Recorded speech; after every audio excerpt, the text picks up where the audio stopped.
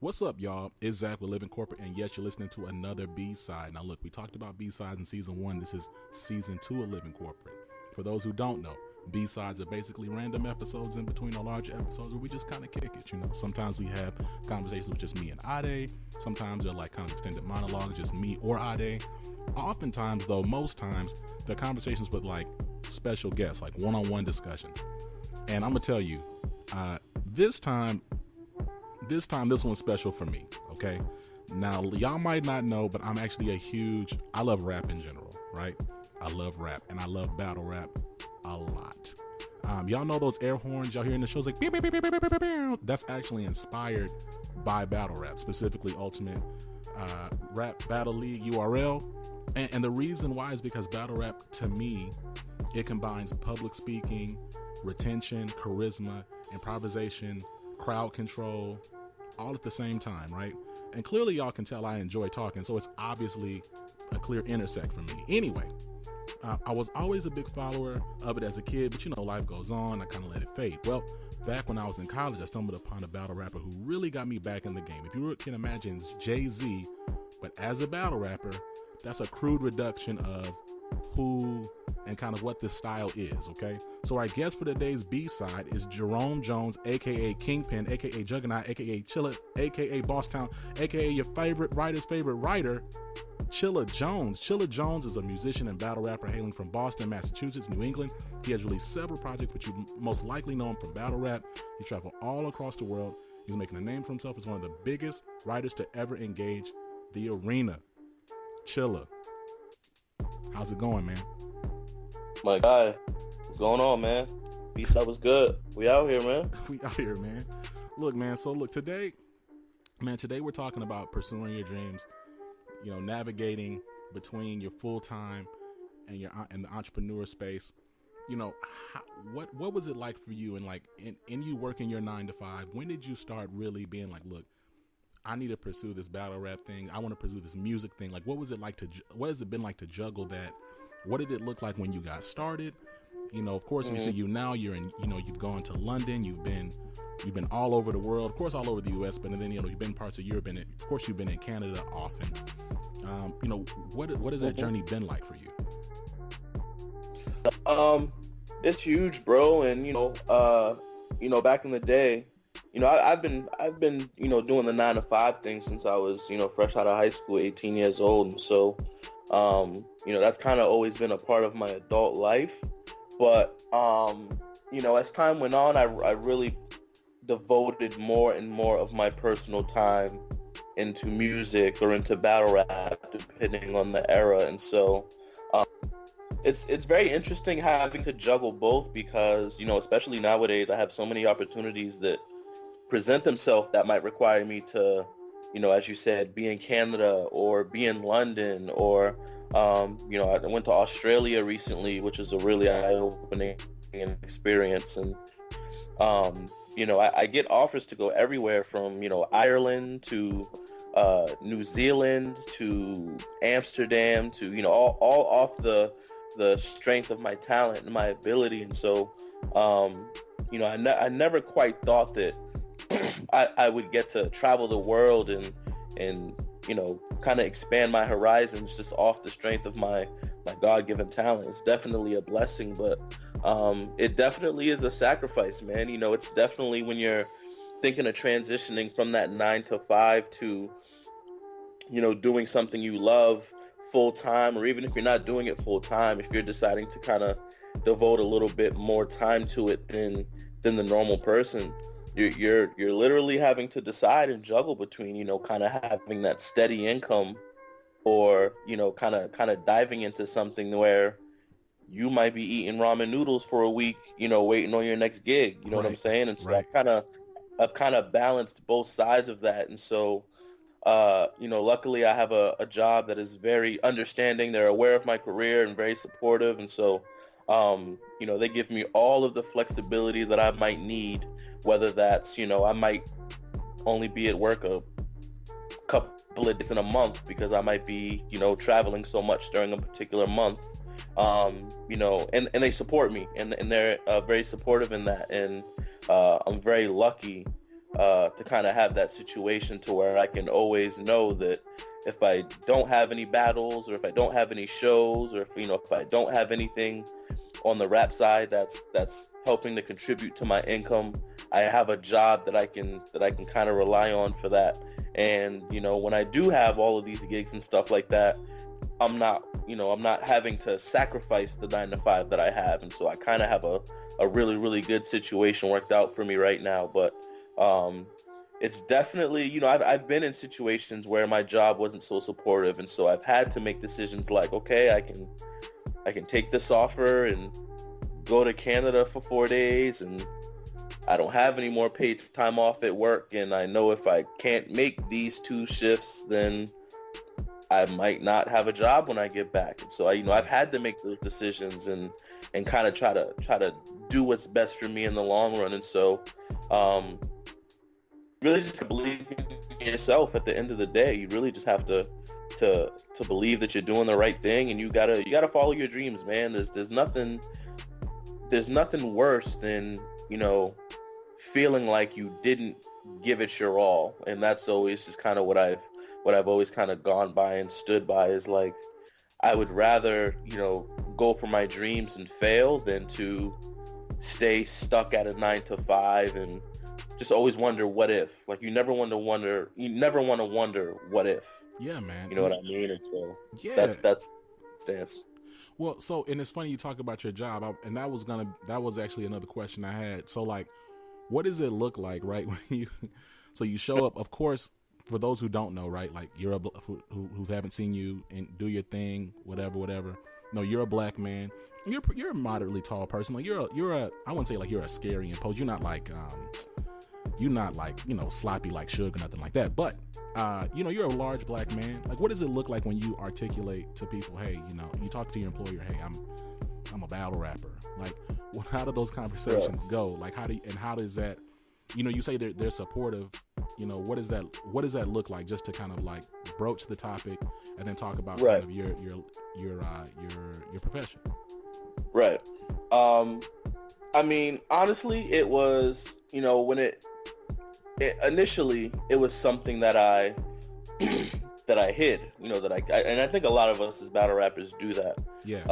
I hid my career from my job. And so, at first I would say, oh, I'm going out of town for this reason or that reason. And, I need to be off. I need to leave on Friday, and, I'll be back Sunday night or Monday morning. And so I may miss this shift or that shift that I'm scheduled for. And, doing that a couple of times, they really don't trip. But as it happened more often and more consistently, yeah, I kind of just thought in my head, like, it's the only way this is going to work and work in my favor is if I'm honest. And so I actually had just got offered a promotion, and the promotion was kind of to a lofty position, and they as we were in the office and we were discussing salary and everything like that, I figured that was a really good time for me to kind of be honest. And so I told them I was interested in the position and I would love to do the job, but I have a career, and this is what I do, and this is what that looks like, and this is what I need from you if you want me to do this position for you. And so, I need flexibility on your end for me to be able to do A, B, and C. And if I can do that, then when I'm here and I'm working, I will give you flexibility on D, E, and F. Yeah, you know what I mean? And so it's definitely a compromise there. And like I said, they are in support of it. They will even watch my battles and come to work and quote certain things that I've said. And it's so weird because it's such a, the environment that I work in, you would never expect, to have 40-year-old, 50-year-old, Caucasian men and women or it's with all types of different, backgrounds and, all types of different, places that they've grown up in and things that they're interested in. Like, I don't think anybody where I work is even interested in hip hop, to be for real. You know what I mean?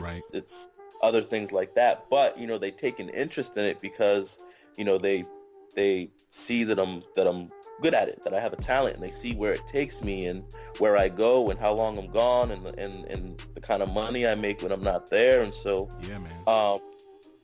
it's just a really, really beautiful situation. And so, you know, it really, really helps to have the support of your higher ups, because they, you know, are just so understanding, and they allow you to do what you need to do, and they understand that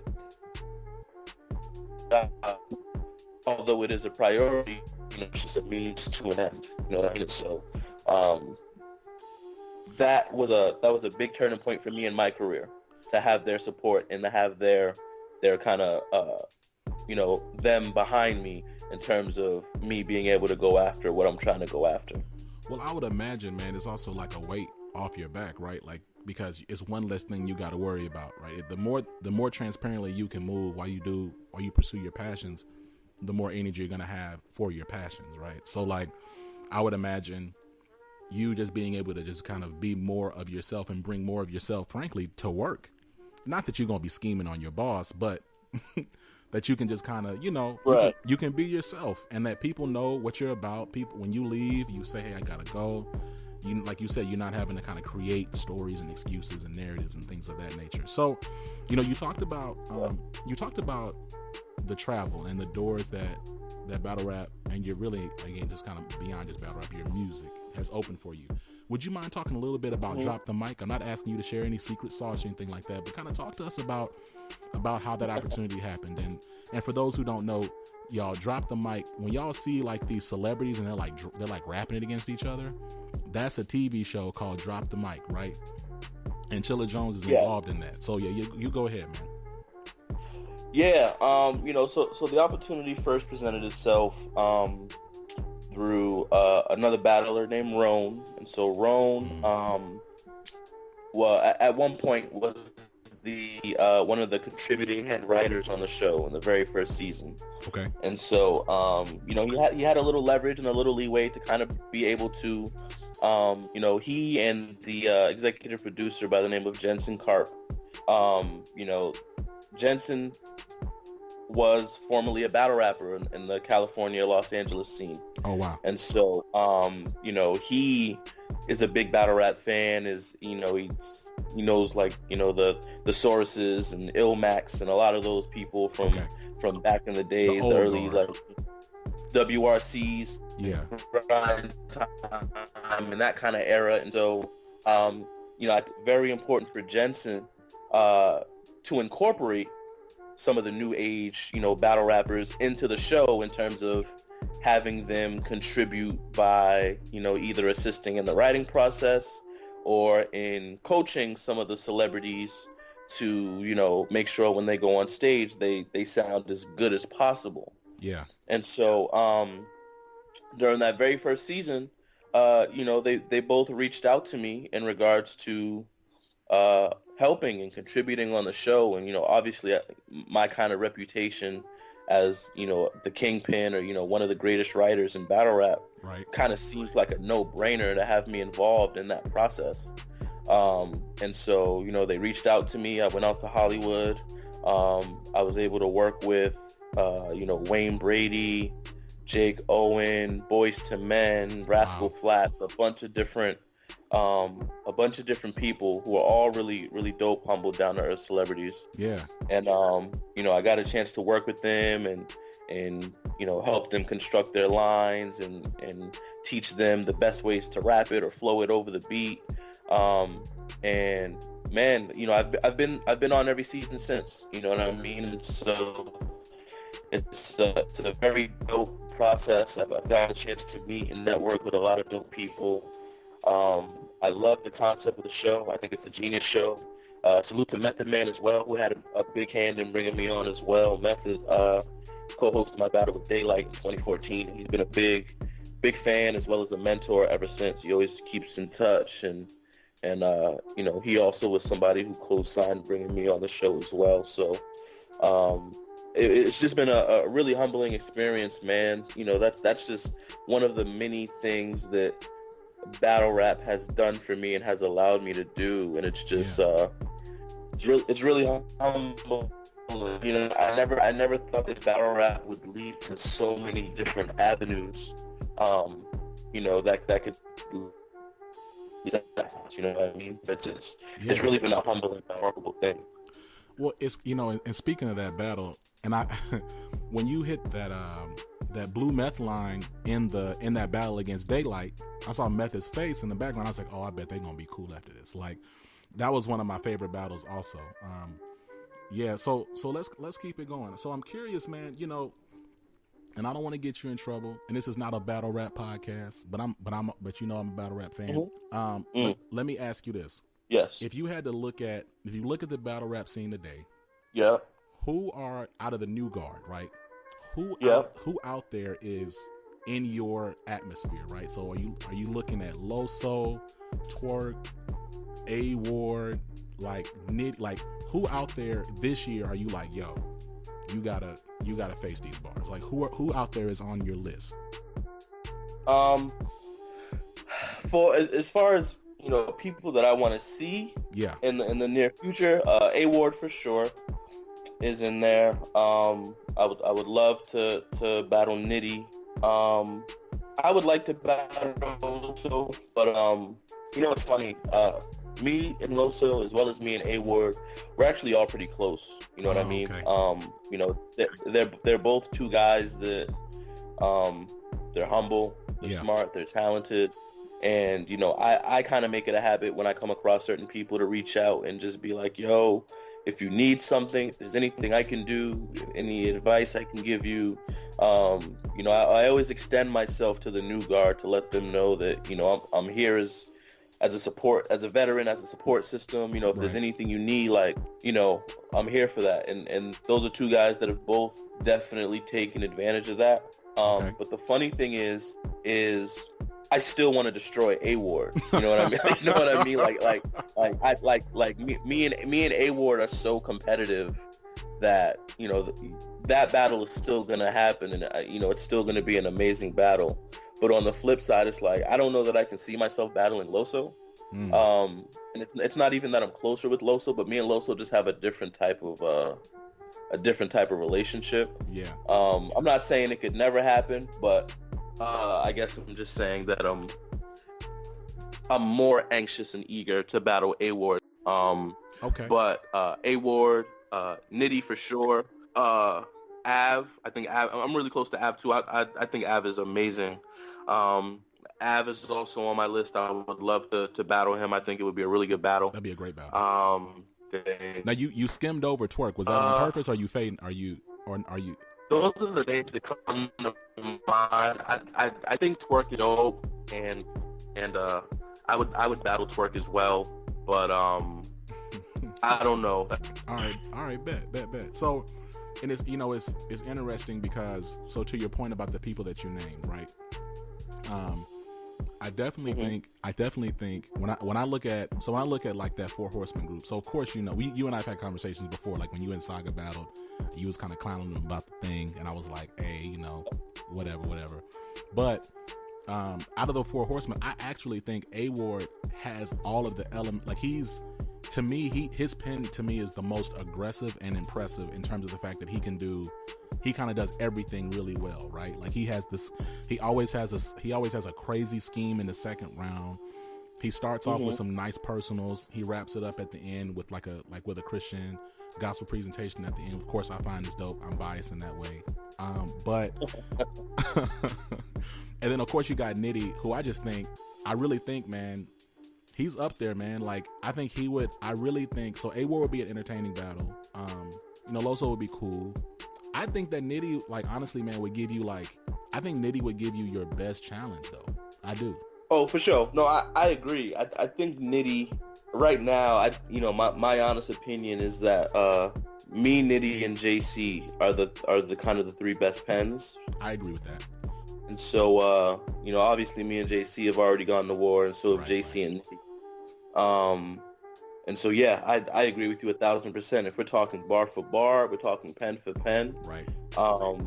Yeah, nobody's going to give me a tougher match than probably Nitty and, maybe twerk. You know what I mean? If that ever happened. If it happens, if he, you know what I'm saying, if he comes ready and all that stuff, all those various elements. I think what's scary about Nitty is I think he's had a couple of stumbles, but when you talk about consistency, man, like he's up there. Like him, when you talk about just let's take a step, like a kind of like pivot for a second. So when you talk about consistent battle rappers, it's like what him, A-Ward's pretty consistent, but him, DNA, DNA, Myers, like them cats Danny, are for sure. very consistent, man. You ain't got to really worry about if he's gonna come at you. Not even if he's gonna get his bars out. So DNA, you never have to worry about him getting his bars out. But sometimes you're like, these bars are kind of weak. But then like Nitty, it's like, hey, not only do you not have to worry about him getting his bars out, them bars gonna be crazy when they come out. Right. And so, it's just I'm really curious, man. I'm trying to see what's going on. Of course, I follow the news and stuff, and I'm hearing about people that you might be battling, but I'm really excited to see something going. I think 2019 is going to be a crazy year. You've been on top for a while. You talked just a second about being a mentor. What you say you offer your services and your time. What are things that you wish folks would have helped you with as you kind of got into it, like after you whooped Interstate Flames and after you beat Gatman Jones, and then after you beat M City and then you beat Cash Eaton. Like at what point was it like, okay, can somebody help me? Did anyone kind of help pull you aside and kind of pour into you? Or did you kind of have to find out things the hard way? For the most part, man, I had to find out things the hard way. You know what I mean? Like I didn't really, being that, I was from Boston, and that there was kind of nobody before me. Right. From Boston, and so I didn't have a path to follow. I had to create one, and that there was kind of nobody that I could reach out to or anything like that. So I'll tell you, for the most part, I had to kind of learn everything. But I can tell you, back in those days, there were some people that helped. Mickey Fax was a big mentor for me. In terms of helping me make certain career decisions, and great person to spar with, and he's a very, very tough critic as far as if you let him kind of hear your material. Yeah.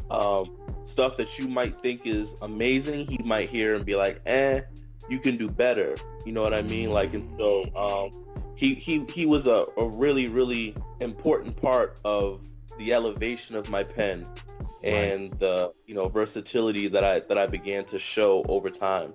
But I do wish I had more of that on the battle rap side, from somebody who actually battled back then. Because at that time, Mickey hadn't really jumped in the ring yet. He was still just, underground artist that everybody kind of knew about and followed the culture. Right. But I didn't have anybody within, as a battle rapper within the culture, really take me under their wing or anything like that. And, leading into the DNA battle and even after the DNA battle, I feel like that's something that would have been the time where I would have needed it the most. Yeah. You know what I mean? And I kind of didn't have that. And so that's part of the reason why I extend myself, especially to certain people. Like when I look at Loso, I'm like, man, you don't, there's nobody else that I know of from Tampa that, making as much noise as you are as far as battle rap. And so you probably don't have that person. I mean, obviously he is John because he came up through Bullpen. Of course. So I know he definitely has some people in his corner. And it's kind of the same thing with A-Ward. He's from Missouri, so obviously there's the Hitmans, there's the Verbs, but right. He's also from Kansas City. He's not from St. Louis. Right. It's different spaces. Exactly. Way different spaces. And so, for a lot of those guys that I know are coming from maybe some towns or some markets where, they're kind of creating a path for their town or for their city, I like to kind of extend myself and say, yo, if you ever need anything, if you need to run your bars by someone, if you have any career questions about what battles you should take or anything like that, inside and outside of battle rap, man, just in life in general, man, like, just know that I'm a resource here for you that you can use whenever necessary. And so, at the end of the day, I see it every day, and I think we all see it as black men. We see talent go by the wayside a lot of time, whether that's people falling victim to the streets or jail or whatever the case. And then even within battle rap, there's a lot of people with extreme talent that we see don't live up to their potential.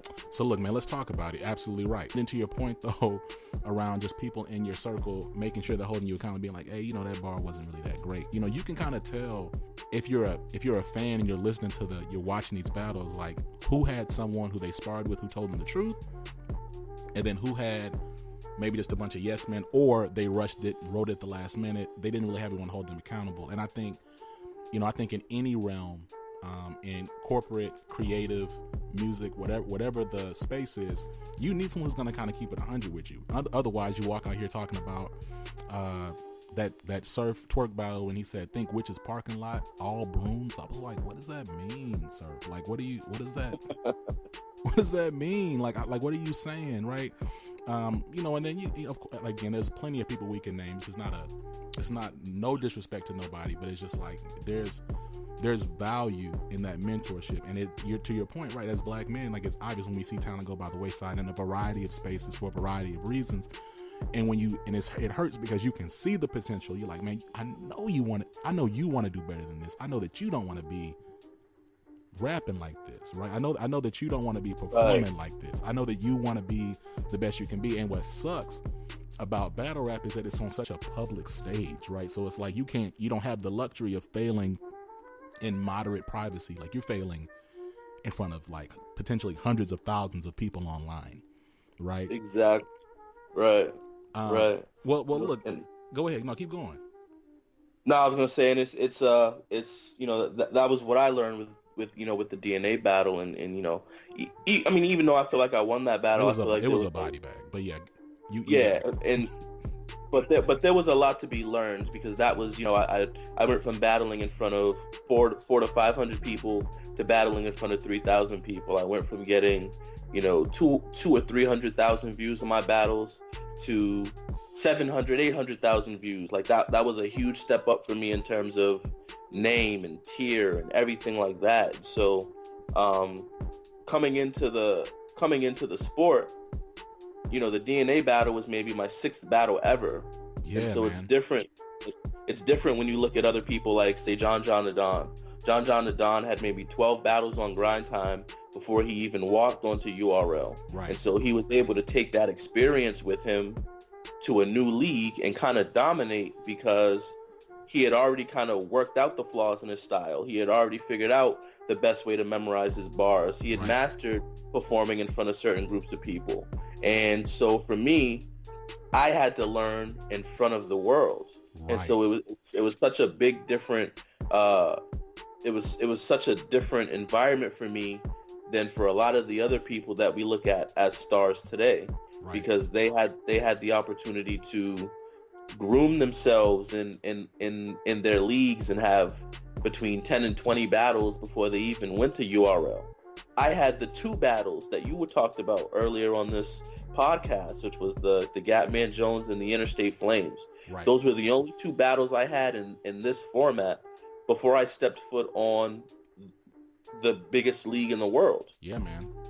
Imagine LeBron playing 2 high school games before he gets called up to the NBA. You know what I mean? Like, it was a crazy jump, man, because you went from, you did. So you went Gatman, Interstate, and they were crazy body bags.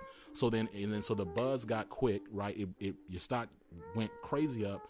Then you went, correct me if I'm wrong, was it Cash Eaton, then M City, then JC? Yeah. Yeah, so it's Cash Eaton, Body, M City, at the time Classic, whatever. Then JC, of course, Certified Classic. Then from there, because in that room, how many people were in that room with you and JC? Like 500? Like, how many people?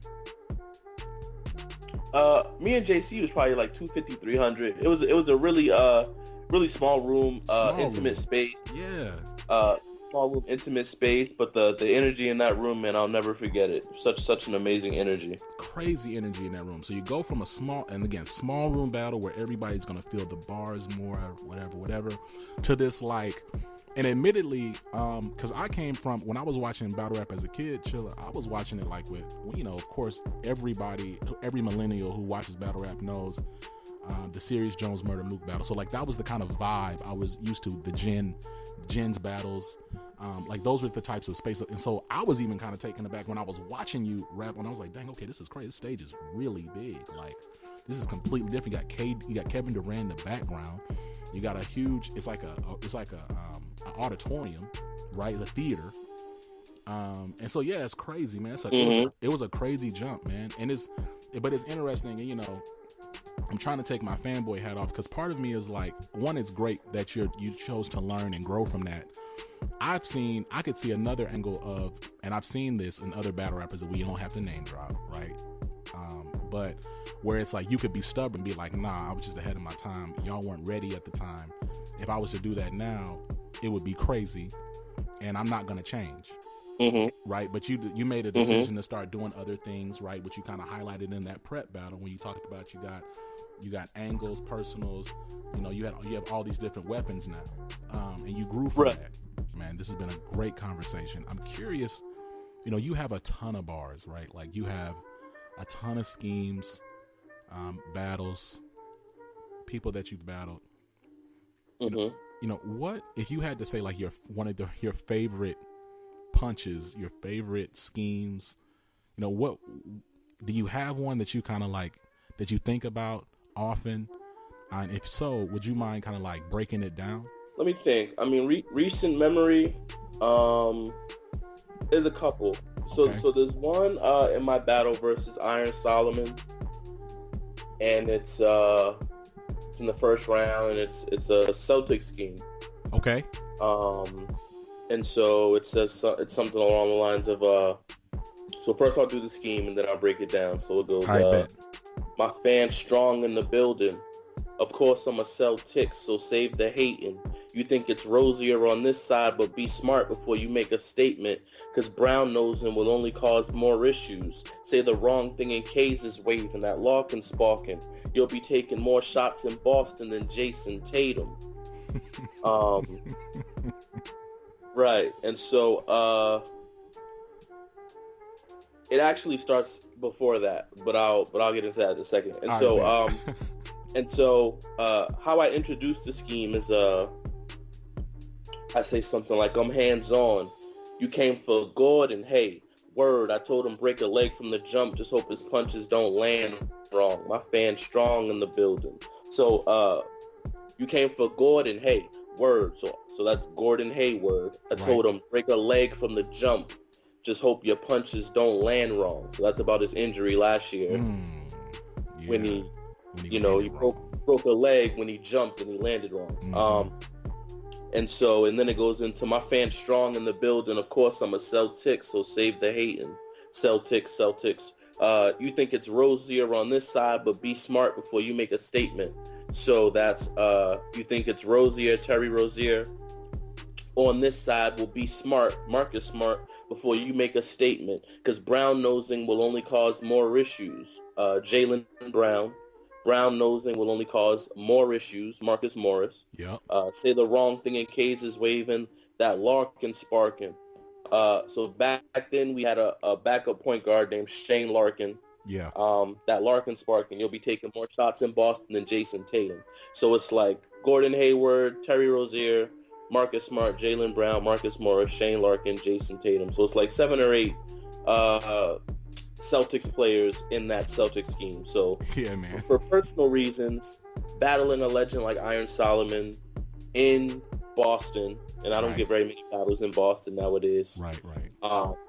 And to be able to do a Boston Celtics scheme while they were in the middle of a crazy playoff run without Kyrie Irving was really, really dope to me. The other scheme that comes to mind from the past that I really like was a scheme I did versus Jonai. It was a Super Mario scheme. Yes. Let me see if I remember this one off the top of my head. I wish I could also remember what he said, because he had a line about Super Mario in his third round. He did. But I kind of rebutted it with the lines of Super Mario 3. I'm making moves behind the scenes. Who's whistle blowing? Yeah, which if you're a Mario fan, it's dope. Super Mario 3, you can run behind the level, behind the background, the and then white if you blocks. blow the whistle, you warp to a different world. Yes. And so in response, I said, I needed talks like this when I got in the game. This is a lot like, I said, you're right. This is a lot like Super Mario. I know at first thought it was strange, but though we battle rap because a good job is not in their range, and they don't want to jump up to hit the block for some change. Haters are try to put your face on a bullet if they the jealous type. The best advice, she ain't your princess because she lets you pipe. Your boo gonna make moves behind your back having sex at night because if y'all split, having one up on you will give her extra life. Oh my God. But the most important thing, love from the fans ain't unconditional. When there's much room for growth, they campaign and they stay with you. But when you get bigger, they do anything to belittle you. But win or lose, star power makes you invincible. Woo! Shoot. So the whole scheme is like all Mario'd out. So jump up and hit the block for some change. Right. Obviously, if you play Mario, you jump up, you hit the blocks, the coins come out. Right. Haters are try to put your face on a bullet. So there are bullets in Mario that have faces on them that fly at you. Right. The best advice, she ain't your princess because she lets you pipe. So Princess Peach. Right. And obviously in Mario, you go down the pipes into the different levels and warp zones and things like that. Yes, sir. Your boo gonna make moves behind your back having sex at night. So boo is the name of the ghost that if you run toward it, it stays still. And if you turn your back to it, it flies towards you to get you. So your boo gonna make moves behind your back having sex at night. Because if y'all split, having one up on you will give her extra life. So one up is the green mushroom that gives you an extra life. And the most important thing, love from the fans ain't unconditional. When there's much room for growth, they campaign and they stick with you. So when you're an up-and-comer and you're learning and developing, everybody's on your team. But then also in the Mario sense, when you get a mushroom, you grow. Right. When there's much room for growth, they campaign and they stick with you. But when you get bigger, they do anything to belittle you. So whether it's on Mario, when you get hit with a shell or a fireball or a plant or something happens, you get smaller. Right. They do anything to belittle you. But win or lose, star power makes you invincible. When you get the star, nothing can kill you. Goodness so that whole scheme is, it's just like 12 bars of just Mario references, but also relating it to him. Kind of funny, it ties into what we were talking about earlier, but it's like I'm almost mentoring him. I'm telling him, right. The whole thing is me saying, we battle rap because some of us can't get a good job for whatever reason. So we battle rap because we don't want to go to the streets. We don't want to jump up and hit the block for some change. Haters will try to put your face on a bullet if they the jealous type. People will try to kill you for your fame. The best advice, she ain't your princess because she lets you pipe.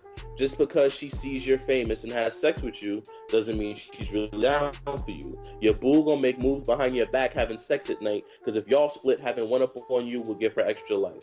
She's gonna do you dirty because in the end, if you guys end up breaking up, she wants to feel like she has something on you. Mm-hmm. The most important thing, love from the fans isn't unconditional. When there's much room for growth, they campaign and they stick with you. They love you as an up-and-comer. When you get bigger, they do anything to belittle you. When you hit a certain tier and you stop being the underdog, all fans want to do is see you lose. Right. But win or lose, star power makes you invincible. So whether or not you're winning or losing battles, if you have that charisma, if you have that star power, you'll continue to grow and be a force. like totally mentoring him, but at the same time breaking him down using Mario references. So that's probably one of my favorite schemes ever. But that's from the battle I did with Jonai. I want to say this was 20. Was it 16? I don't know if it was 2016 or 2017. I want to say it was 2017, to be honest. But all right, just hit 2019. You're right. It was 2017, man. Yeah. Yeah. So it'll be 2 years in April that battle came out. Yeah. That battle happened. I'm sorry, but yeah, that's easily, especially because he had the Mario line in the third round, and this kind of came after it. Easily one of my favorite schemes that I've ever done. Like the way it's put together, I just think it's so good, so good. Nah, man, it was phenomenal. I remember that battle, and it was so my homeboy E-Mike. I'm actually gonna drop his name. We were watching it at his apartment, and man, he heard that, and he had I think he had his phone, and he threw his phone across the spot like he was shocked. Like, it was so funny. I was like, that is crazy. See, I thought you were gonna say, first of all, though, of course, phenomenal choices. How can I critique you on the choices I asked you a question, you gave me your favorite scheme. I thought that you were going to talk about that third round scheme you had against JC when you said, we handle Maxwell, so whatever I'm aiming, Aaliyah baby face on that black street. Oh, the R&B scheme. Yes, that was crazy. Yeah, I mean, there's so many schemes that I can reference. I mean, obviously that's a really good one. The music instrument scheme in that same battle, crazy. The car part scheme in that same battle. Right. M-City, I had the Out of This World scheme, which was that was crazy. There's so many schemes that I can mention. I tried to pick something that was fairly recent. Yeah. And they were clean too. Yeah, but there's so many. Like, man, I probably have 25 to 30 schemes that I could have picked to that I really, really like. I have especially over time, man, I've my standards for schemes have gone up because A, because I have a reputation for them, but also B, because people do them so much that I have to separate myself. So it would be different if I was the only person doing it. My standards wouldn't have to be so high, but the fact that every battler tries to scheme at some point in their career and some point in most of their battles, like I have to be at a level that shows a clear difference of, like, that's why they say he's the best at scheming. Right. He's way better than everybody else. And so I try to put it together in a way that gives people that impression. Well, what I'm excited about, and I'm just happy that you were able to join the podcast, because, we talk, the type of people we try to interview, right? So we try to interview corporate professionals, social influencers, and then creatives, right? Non-white in all those different spaces. And I think, your space is unique because, there are just very few people who can do what you do. And it's exciting because I feel as if on our podcast, the guests that we have, they all have like really unique talent, skill sets, experiences, perspectives. So as I let you go, before I do that, rather, what, if any, projects do you want to shout out? Do you have anything you want to plug, anything you want to talk about, any parting words, anything going on at all? For shout outs, first and foremost, King of the Dot Championship, London, England, March 3rd.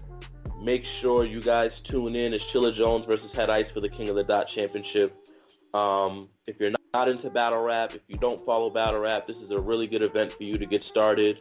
You can get a pay-per-view and watch it live on your computer, your mobile phone, your Xbox, your PlayStation, your Amazon Fire Stick, your smart TV, however you want to do it. Definitely get involved with the culture, see what we're about, see what I am about.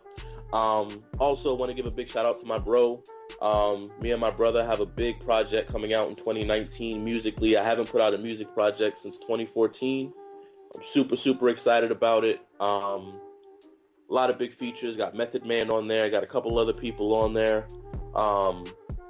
Man, I'm so happy with this project. I can't wait to start letting you guys hear it. We're planning on releasing the first single with the Head Ice battle as that drops on King of the Dot YouTube channel at the end of March. So be on the lookout for that as well. Otherwise, you can follow me on Twitter at Chilla Jones. Follow me on Instagram, Chilla Jones as well, or tune into the website, www.chillajones.com. I got all types of Kingpin merchandise. You can see all my battles there. You can read my bio. You can check out my last music project. Anything Chilla Jones related, I promise you can find it on www.chillajones.com. Man, first of all, again, I'm shocked. I'm shocked that we were to get you on the show. We've been scheming, no pun intended, trying to get you on here. We've been plotting for this for some months. Yeah, for a while, man. I'm happy to be here. Happy to do it for sure. Yeah, man. Well, look, man, thank y'all for joining the Living Corporate Podcast. Of course, you can check us out everywhere on living-corporate.com. Please say the dash. You can do livingcorporate.co, livingcorporate.tv.